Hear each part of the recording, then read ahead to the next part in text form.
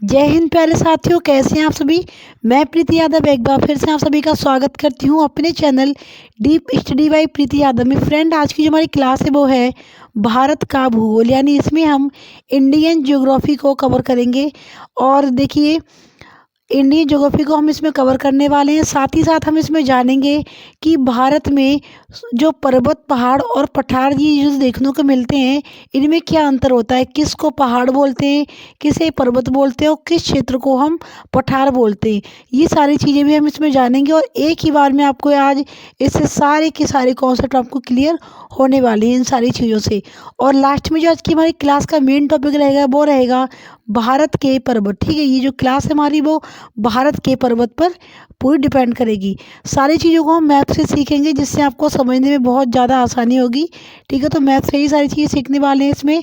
और थ्योरी के लास्ट में आपको कुछ यहाँ पर एमसीक्यूज भी दिखेंगे। तो चलिए फ्रेंड, टाइम को वेस्ट ना करते अपनी क्लास की तरफ बढ़ते हैं। अगर आपने अब तक हमारे चैनल को सब्सक्राइब नहीं किया तो प्लीज़ सब्सक्राइब कर लीजिए और बेल आइकन को भी प्रेस कर लीजिए, क्योंकि हम डेली आपके लिए इसी तरीके की क्लास लेकर आते रहते हैं। तो पहले हम जानेंगे क्लास में कि पर्वत, पहाड़ और पठार में अंतर क्या होता है। ठीक है, क्या पर्वत होते हैं, क्या पहाड़ होते हैं और किस क्षेत्र को हम पठार बोलते हैं। तो देखिए, आपको यहाँ पर ये मैंने 3 डायग्राम लगाए हुए हैं। ये पहला हो गया पर्वत वाला, दूसरा हो गया हमारा पहाड़ का और ये तीसरा हो गया हमारा पठार का डायग्राम।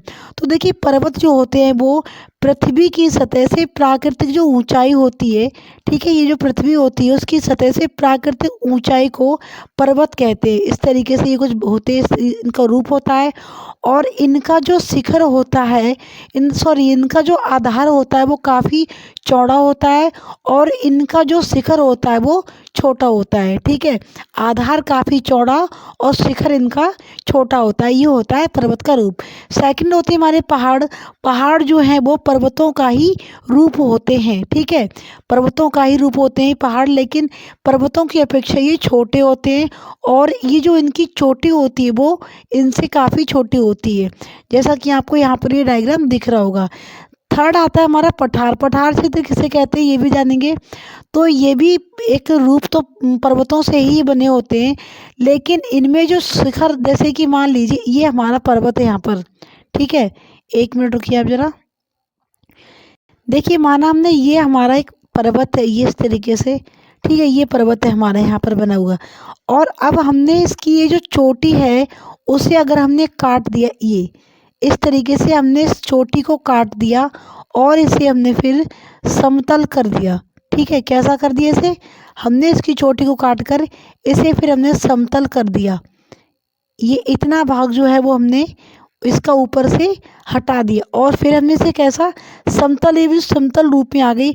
तो यही होता है पठार। ठीक है, ये देखिए, आप ये डायग्राम दिख रहा होगा। ये यहाँ पर इसका जो शिखर है वो तो है काफ़ी, मतलब पृथ्वी से ये ऊंचे हैं, पृथ्वी से ये भी ऊंचे ही होते हैं पठार क्षेत्र, लेकिन इनका शिखर नहीं होता। ठीक है, ये बिल्कुल समतल होते हैं ऊपर से बिल्कुल। तो ये होता है इसका रूप। तो आपको पर्वत, पहाड़ और पठार में आपको अंतर समझ में आ गया होगा। तो चलिए अपने स्टार्ट कर लेते हैं क्लास को। आज की हमारी क्लास का टॉपिक है भारत के पर्वत। तो देखिए, देखेंगे कि भारत में कहाँ कहाँ पर कौन कौन से पर्वत देखने को मिलते हैं। तो स्टार्ट करते हैं अपने अरावली पर्वत श्रृंखला से।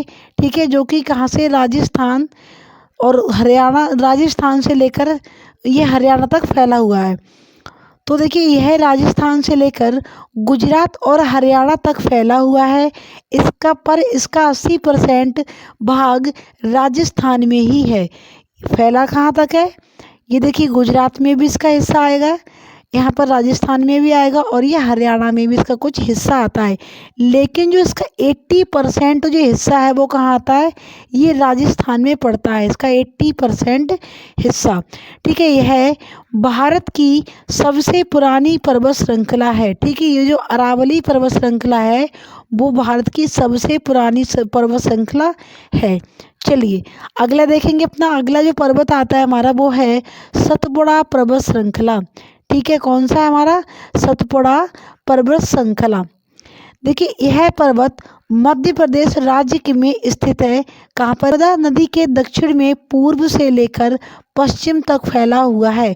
नर्मदा नदी, देखिए कहाँ पर है नर्मदा नदी, ये देखो, ये रही हमारी नर्मदा नदी यहाँ पर ये दिख रहा होगा। अब इसके दक्षिण में, ठीक है, इसके दक्षिण में यानी इसके ये देखिए नीचे यहाँ पर स्थित है। दक्षिण में पूर्व से लेकर ये यहाँ से ये होता है ये, ठीक है, ये दक्षिण हो गया इसका और ये पूर्व हो गया। पूर्व से लेकर पश्चिम तक ये फैला हुआ है। इसकी सर्वोच्च चोटी धूपगढ़ चोटी है। इसी पर्वत की जो सबसे ऊंची चोटी वो कौन सी है? धूपगढ़ की चोटी है, जो कि 1036 मीटर ऊंची है। ठीक है, इसके बारे में एक विशेष यहाँ पर बात दी हुई है। यह पर्वत नर्मदा नदी और ताप्ती नदी के बीच में स्थित है। ये बहुत ही एकदम से पॉइंट करने वाली बात है, एकदम स्टार लगाकर, कि ये क्वेश्चन बनता है कि नर्मदा नदी और ताप्ती नदी के बीच में एक कौन सा पर्वत बसा हुआ है, कौन सा पर्वत है स्थित है। या फिर ये पूछते हैं कि सतपुड़ा पर्वत किन दो नदियों के बीच में स्थित है। तो ये बहुत ही ज़्यादा इंपॉर्टेंट लाइन है, इसलिए मैंने यहाँ पर इसे स्टार कर दिया अलग से। ठीक है, चलिए अपना अगला देखेंगे। अगला जो पर्वत आता है हमारा वो आता है मैकाल पर्वत श्रृंखला। मैकाल पर्वत श्रृंखला, ये देखिए सतपुड़ा पर्वत श्रृंखला का ही कुछ हिस्सा मैकाल पर्वत श्रृंखला कहलाता है। ये जो सतपुड़ा पर्वत श्रृंखला है उसी का कुछ हिस्सा क्या कहलाता है? मैकाल पर्वत श्रृंखला कहलाता है। ठीक है, देखिए कहाँ पर कहलाता है, ये देखिए यहाँ पर आपको दिख रहा होगा, ये हो गया हमारा सतपुड़ा पर्वत श्रृंखला। ठीक है, और ये है इसी में ऐड आगे के लिए, बट ये क्या हो गया, ये यहाँ से जो आगे का जो हिस्सा है इसका वही मैकाल पर्वत श्रृंखला कहलाता है। तो सतपुड़ा पर्वत श्रृंखला का ही कुछ हिस्सा मैकाल पर्वत श्रृंखला कहलाता है, जो कि मध्य प्रदेश और छत्तीसगढ़ के बीच में स्थित है। ठीक है, ये थोड़ा सा छत्तीसगढ़ की तरफ ये बढ़ा हुआ है। इसकी सर्वोच्च ऊंची चोटी अमरकंटक है, जो कि 1036 मीटर ऊंची है। इस मैकाल पर्वत श्रृंखला की जो सबसे ऊंची चोटी है वो है अमरकंटक चोटी। ठीक है, कौन सी है? अमरकंटक चोटी है। चलिए अगला देखेंगे अपना, फिर से वही दिया हुआ है यहाँ पर मैकाल पर्वत श्रृंखला ही है, बट इसमें आपको एक लाइन यहाँ पर अलग से दिखेगी कि अमरकंटक से ही नर्मदा नदी का उद्गम होता है। ये जो नर्मदा नदी है, ठीक है, उनका उद्गम कहाँ से होता है? उनका जो उद्गम है वो नर्मदा नदी से, अमरकंटक से ही होता है। और सतपुड़ा से ताप्ती नदी का उद्गम होता है। ठीक है, कहाँ से होता है? सतपुड़ा से ताप्ती नदी का उद्गम होता है। क्लियर? आगे बढ़ेंगे। फिर आती है हमारी गिर पहाड़ी और अजंता पर्वत श्रेणी। ठीक है, गिर पहाड़ियाँ कहाँ पर है और ये अजंता पर्वत श्रेणियाँ कहाँ पर है ये भी देखेंगे एक बार। तो गिर पहाड़ियाँ गुजरात में स्थित है। ठीक है, ये जो गिर पहाड़ियाँ वो बहुत ही ज़्यादा फेमस हैं। किसके लिए? ये एशियाई शेरों के लिए फेमस है, यानी यहाँ पर एशियाई शेर देखने को मिलते हैं। विख्यात गिर वन राष्ट्रीय उद्यान इसी क्षेत्र में है। ठीक है, एक राष्ट्रीय उद्यान हमारा जिसे बोलते हैं गिर वन राष्ट्रीय उद्यान, जो कि एशियाई शेरों के लिए बहुत ज़्यादा फेमस है ये। ठीक है, और ये क्वेश्चंस बहुत ज़्यादा इम्पोर्टेंट है। ऐसा पूछते हैं कि एक गिर राष्ट्रीय वन उद्यान किस क्षेत्र में, या फिर पूछते हैं कि एशियाई शेरों के लिए सबसे ज़्यादा विख्यात कौन सा राष्ट्रीय उद्यान है। ठीक है, तो ये भी बहुत ज़्यादा इम्पोर्टेंट क्वेश्चन आपका। फिर आता अगला अजंता पर्वत श्रेणी। तो अजंता पर्वत श्रेणी महाराष्ट्र में फैली हुई हैं। यहीं पर अजंता व एलोरा की गुफाएं पाई जाती हैं। ये जो अजंता और एलोरा की जो गुफाएं हैं ये भी हमारी यूनेस्को की सूची में शामिल हैं। तो ये कहाँ पर पाई जाती हैं? ये महाराष्ट्र में पाई जाती हैं। चलिए आगे देखते हैं अगला। फिर आता है हमारा पूर्वी घाट और पश्चिमी घाट। ठीक है, ये देखिए यहाँ पर जिस तरीके से उत्तर भारत में, ठीक है, उत्तर भारत में ये इससे ऊपर के हिस्से में पूर्वी घाट और पश्चिमी घाट हैं। ठीक है, एक घाट इस साइड से पूर्वी और एक घाट इस साइड से पश्चिमी घाट। जो पूरब की उत्तर के जो पूरब की साइड में जो पर्वत है उसे क्या बोलते हैं? उसे पूर्वी घाट बोलते हैं, और पश्चिम की साइड को हम पश्चिमी घाट बोलते हैं। तो ठीक उसी तरीके से दक्षिण भारत में भी, ठीक है, दक्षिण भारत में भी दो घाट देखने को मिलेंगे, एक हमारा उत्तर पूर्वी घाट और एक पश्चिमी घाट। चलिए अब इनके बारे में देख लेते हैं।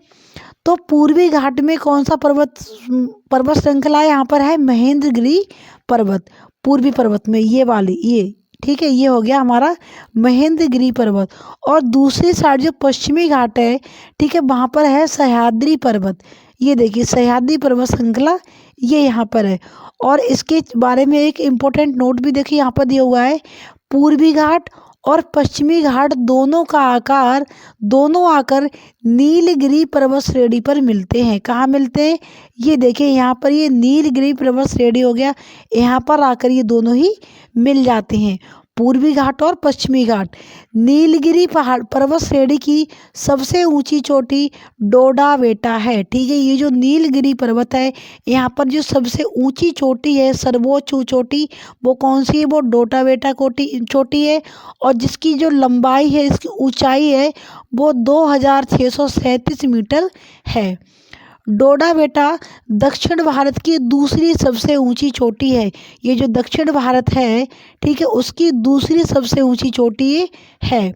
चलिए आगे देखेंगे, अन्नामलाई पर्वत श्रेणी की सर्वोच्च चोटी अनामुडी, ठीक है, अनाईमुड़ी, जिसे अन्नामुदी भी बोलते हैं, जो कि दक्षिण भारत की सर्वोच्च चोटी है। दक्षिण भारत की सबसे ऊंची चोटी कौन सी हो गई? ये हो गई अनाईमुड़ी।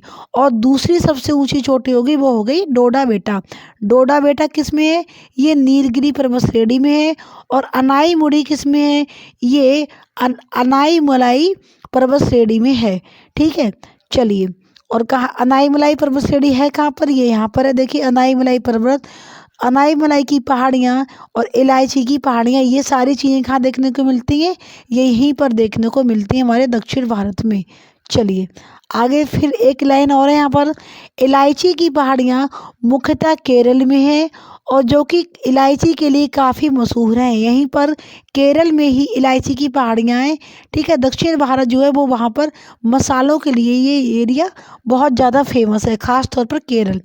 चलिए आगे देखेंगे, फिर आते हैं हमारे लक्षद्वीप समूह की सबसे ऊंची चोटी। ठीक है, और ये यहाँ पर है अंडमान निकोबार द्वीप समूह की सबसे ऊंची चोटी। ठीक है, ये भी देखेंगे, लक्षद्वीप की चोटी और अंडमान की। हमने उत्तर भारत कवर किया, उत्तर भारत के पूर्वी और दक्षिणी घाट भी हमने पूरे पढ़े। उसके बाद भी हमने दक्षिणी भारत में पूर्वी और पश्चिमी घाट को हमने कवर किया, उनके सारे पर्वत और सारी उनकी ऊंची चोटियों को देखा। अब आते हैं हमारे द्वीप। ठीक है, महाद्वीप के बारे में देख लेते हैं एक बार, द्वीपों के बारे में। तो एक जो द्वीप है वो है लक्षद्वीप, ये यहाँ पर है, ये देखिए, ये हो गया यहाँ पर लक्षद्वीप यहाँ पर, और ये यहाँ पर हो गया अंडमान निकोबार द्वीप समूह। ठीक है, तो लक्षद्वीप की जो सबसे ऊंची चोटी है वो है नारचो। ठीक है, कौन सी है? नारचो इसकी चोटी है, जिसकी ऊंचाई कितनी है? 752 मीटर। और अंडमान निकोबार द्वीप समूह की सबसे जो ऊंची चोटी वो सैंडल पीक है, जिसकी लंबाई 737 मीटर है। ठीक है, कितनी है? 777 मीटर इसकी ऊंचाई है। आगे देखेंगे, फिर आती है हमारी उत्तरी पूर्वी हिस्से को हम एक बार इसमें देख लेते हैं। ठीक है, इसमें मेघालय, नागालैंड, मिजोरम, अरुणाचल प्रदेश की सर्वोच्च चोटी, यानी इसमें हमने सारे ही यहाँ पर ये चीज़ें एक बार में ले ली।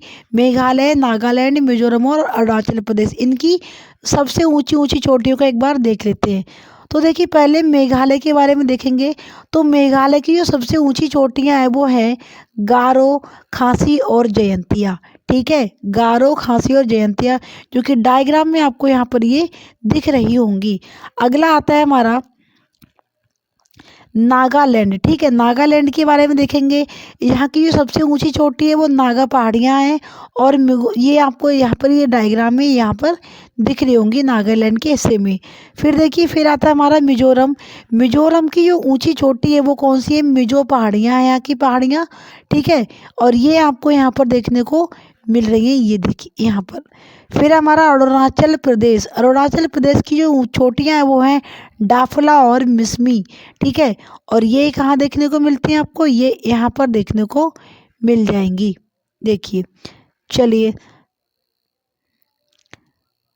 तो ये थी हमारी आज की क्लास। कैसी लगी आपको? उम्मीद है आपको ये क्लास हमारी पसंद आई होगी। मैं इसमें ही मतलब एमसीक्यूज करवाने वाली थी, बट क्लास फिर थोड़ी लंबी हो जाएगी, इसलिए हम इसकी एक अलग से क्लास लेकर आएंगे जिसमें काफ़ी सारे इसके हम एमसीक्यूज भी सॉल्व करवाएंगे। प्रीवियस ईयर्स के भी होंगे इसमें, और इसमें एक्सपेक्टेड एमसीक्यूज भी हम लेकर आएंगे जो कि एनसीईआरटी के बेस्ड पर सारे क्वेश्चन होंगे यहाँ पर।